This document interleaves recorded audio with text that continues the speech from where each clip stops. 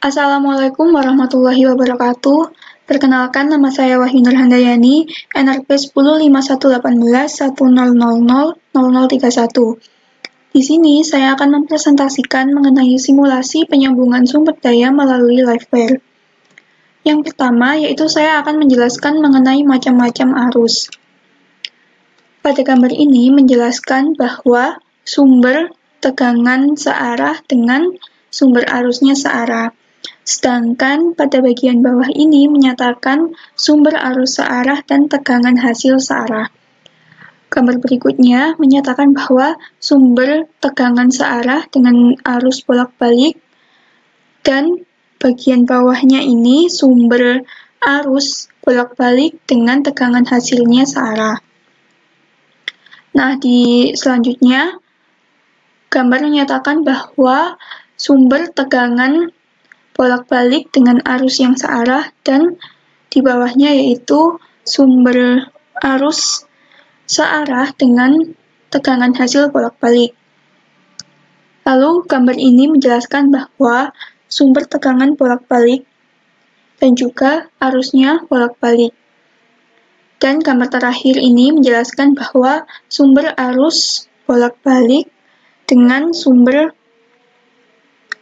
tegangan hasil bolak-balik juga. Yang kedua, saya akan menjelaskan mengenai direct link. Direct link terjadi ketika kedua sumber yang memiliki sifat yang berbeda. Nah, yang dimaksud sumber berbeda ini yaitu seperti pada sumber tegangan yang berhubungan dengan sumber arus. Nah, di sini dikatakan langsung yaitu apabila daya masukan sama dengan daya yang dihasilkan. Nah, pada simulasi kali ini saya akan mencoba untuk mensimulasikan direct link dengan 3 keadaan. Yang pertama yaitu connection, yang kedua yaitu cross connection, dan yang ketiga yaitu disconnection. Pada saat direct link dalam keadaan connection, maka untuk rangkaian yang pertama, saya menghubungkan saklar K3 dengan K2, sehingga arah arusnya adalah seperti ini. Nah, yang selanjutnya, di rangkaian kedua, saya menghubungkan saklar K7 dengan K6. Didapatkan arah arusnya dari sini ke sini.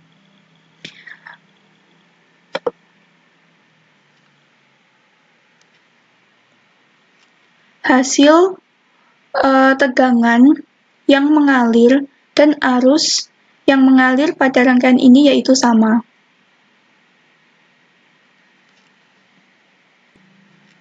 Yang kedua yaitu saya akan mencoba pada keadaan cross connection, yaitu dengan arah aliran yang dibalik, yaitu dengan menghubungkan K1 dan K4 dan memutus saklar K3 dengan K2. Begitu juga dengan yang bawah, menghubungkan K5 dengan K8 dan memutuskan K7 dengan K6.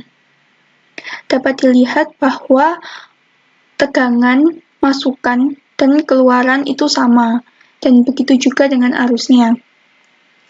Nah, dengan teori tadi bahwa daya masukan sama dengan daya keluaran itu terbukti dari simulasi di sini. Dengan rumus daya P sama dengan V kali I, dengan masukan V 5 volt dan I 2,5 ampere, menghasilkan daya sebesar 12,5 watt. Sama dengan daya keluaran yang dihasilkan.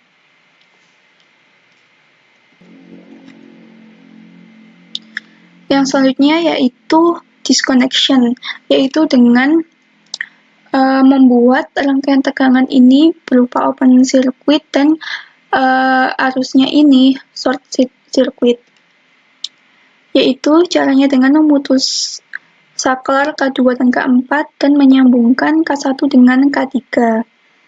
Begitu juga yang di bawah, karena arusnya di sini, jadi yang diputus saklarnya yaitu K8 dan menyambungkan K6.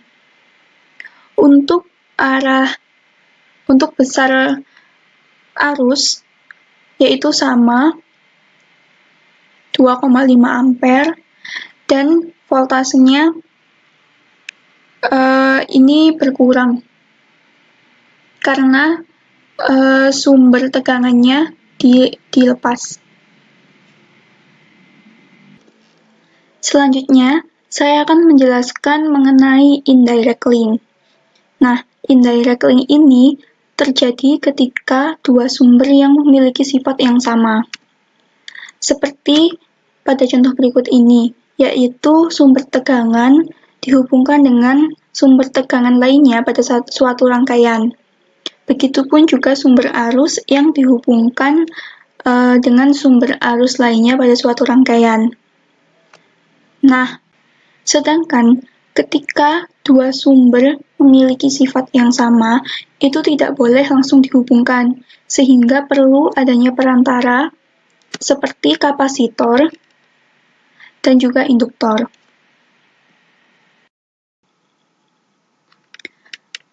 Induktor ini dapat menjadi sumber arus atau induktansi jika terjadi perpindahan energi antara dua sumber tegangan.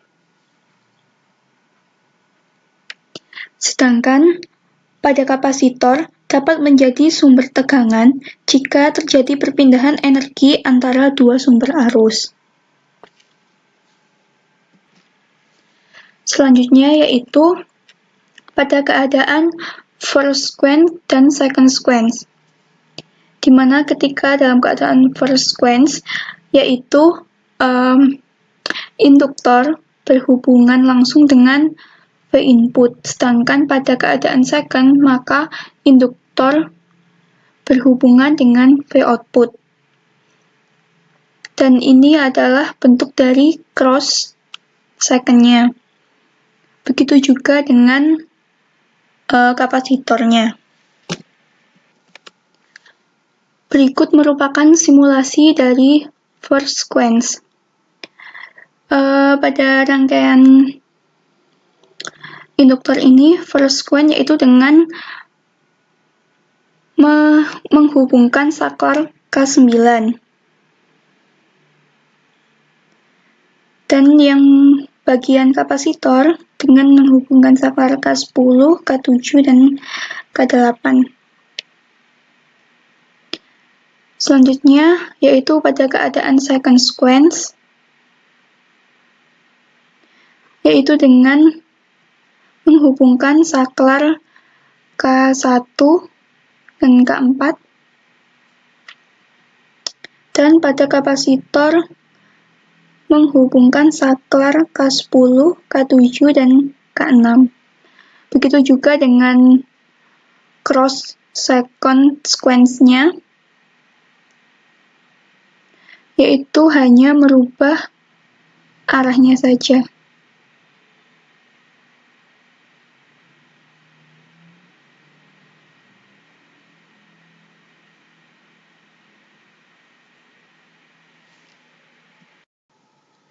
Di sini, saya sudah mempunyai sampel pengukuran dari rangkaian induktor dan kapasitornya.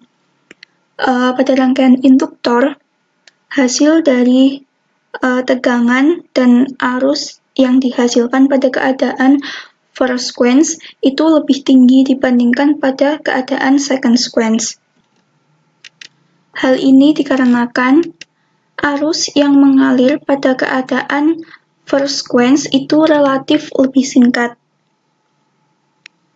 sehingga perubahan kenaikan arus listrik pada induktor menjadi lebih cepat. Dan jika dilihat pada keadaan second sequence dan juga cross, maka nilai yang dihasilkan yaitu sama, namun hanya berbeda pada arahnya saja. Sedangkan pada rangkaian kapasitor, hasil tegangan dan arus dari keadaan first sequence itu lebih rendah dibandingkan pada keadaan second sequence. Hal ini terjadi karena arus yang mengalir pada keadaan first sequence itu terbagi.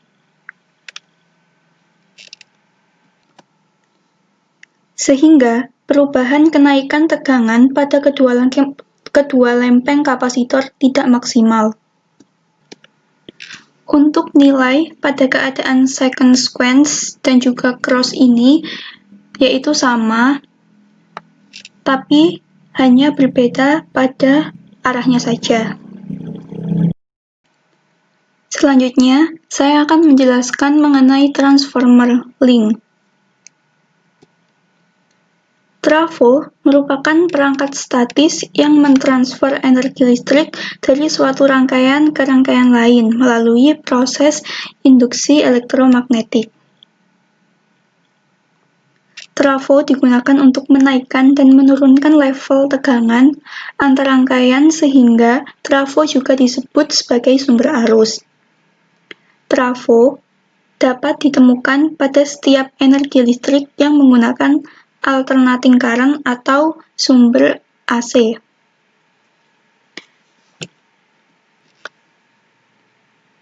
Yang pertama, saya akan melakukan percobaan pada keadaan connection antara saklar K3 dengan K2 dan rangkaian 2 yaitu saklar K7 dengan K6.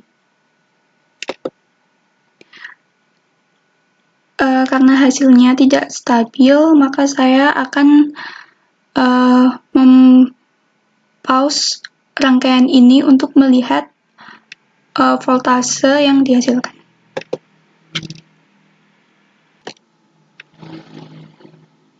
Dapat dilihat hasilnya, tegangan dari 10 volt turun menjadi 6,9. Begitu juga dengan rangkaian yang di bawah sini.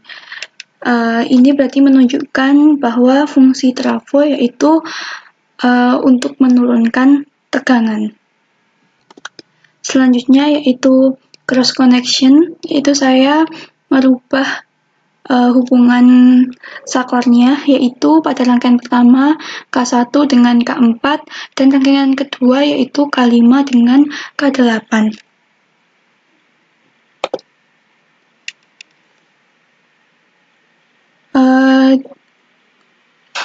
Dari sini juga bisa dilihat bahwa sama seperti rangkaian tadi, tegangan yang dihasilkan pun menurun. Selanjutnya yaitu rangkaian disconnection.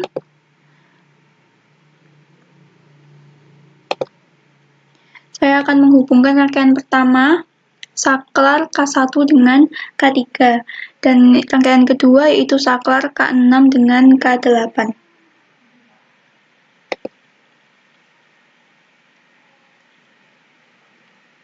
Jika dilihat dari sini, tegangan pada rangkaian 1 semakin kecil dan tegangan pada rangkaian 2 itu semakin bertambah. Menurut saya ini sesuai dengan sifat trafo yang berfungsi untuk menaikkan atau menurunkan nilai tegangan.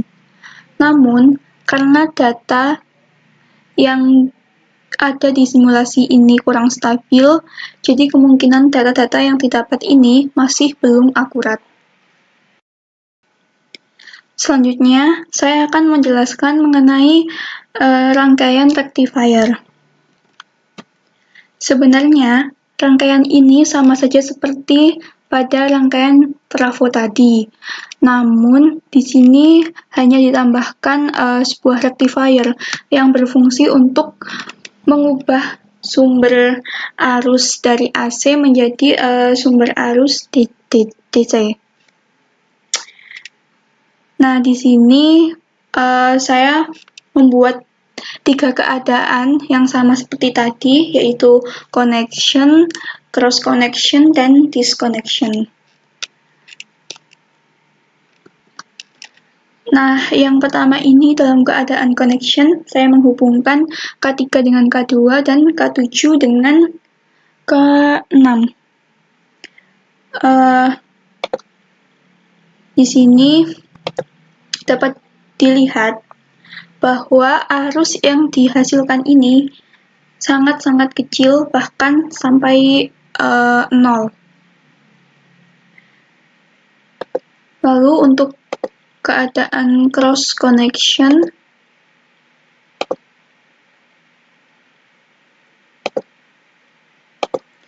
hanya merubah alur dari arusnya saja. Ini terdapat arus yang lebih, volt atau tegangan yang lebih kecil dibandingkan dengan di sini, dan yang bawah bahkan sangat-sangat kecil. Sedangkan pada keadaan disconnection,